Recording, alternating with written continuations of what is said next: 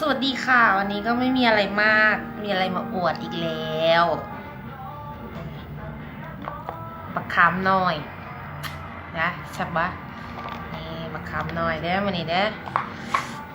อีกอย่างนึงนะบักต้องบักต้องต้อง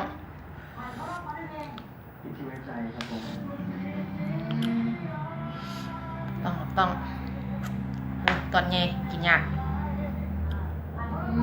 บักต้องบัก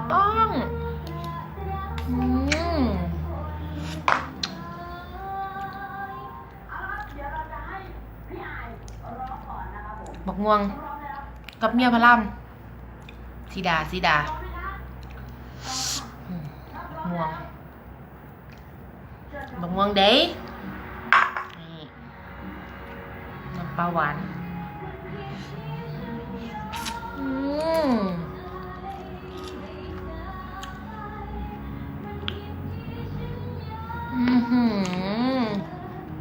ห้ามอ่ะ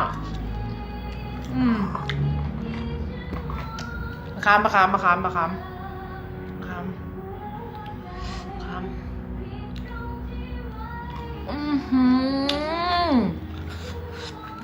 แบบก็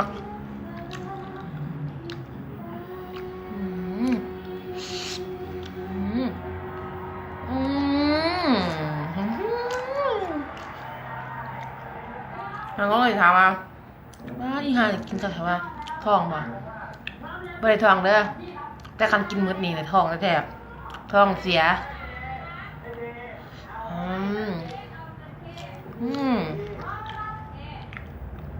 มะม่วง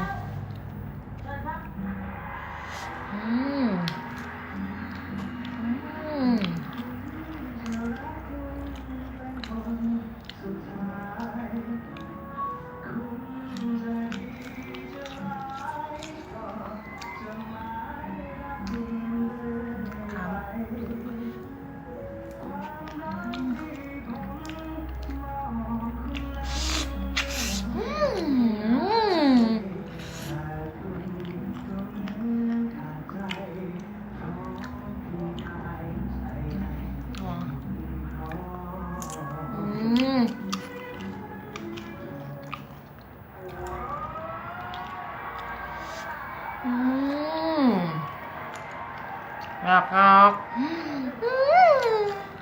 มีอ่างเหงาเขาอยากพองถือน้ำลายน้ำเด้งานโพดอยากของเขาเลยอยากมาได้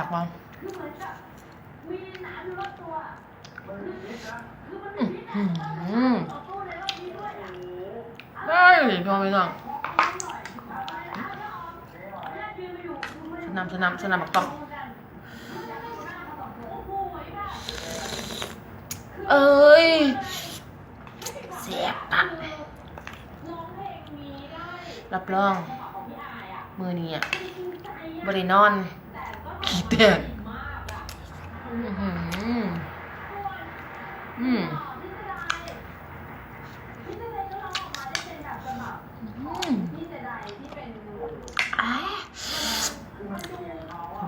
ชม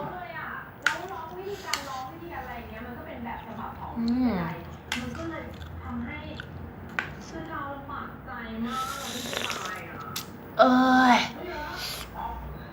เสียบครับ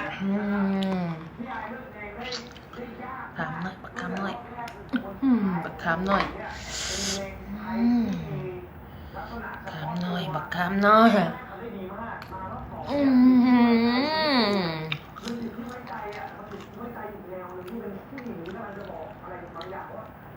แล้วยังเดี๋ยวกินบักขามหน่อยไม่แปลกบ่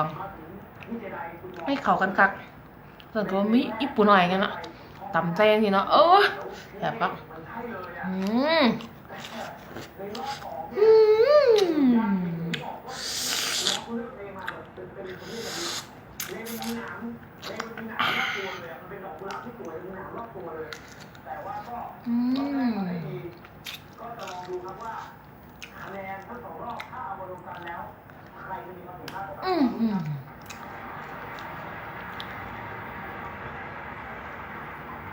ได้เห็นประสบการณ์ในการเป็นคอมเมนเตเตอร์หลากหลายมาครั้งนี้เป็นสิ่งที่ลำบากใจน้องใหญ่จะไม่พูดอะไรครับเฮ้ยทำไมกันล่ะมันพูดไม่ได้เพราะว่ามันรักที่เสียดายน้องอ่ะเข้าใจปะน้องตัวการทั้ง3 ท่านต้องเลือกครับน้องครับน้องเลือกอะไรวะ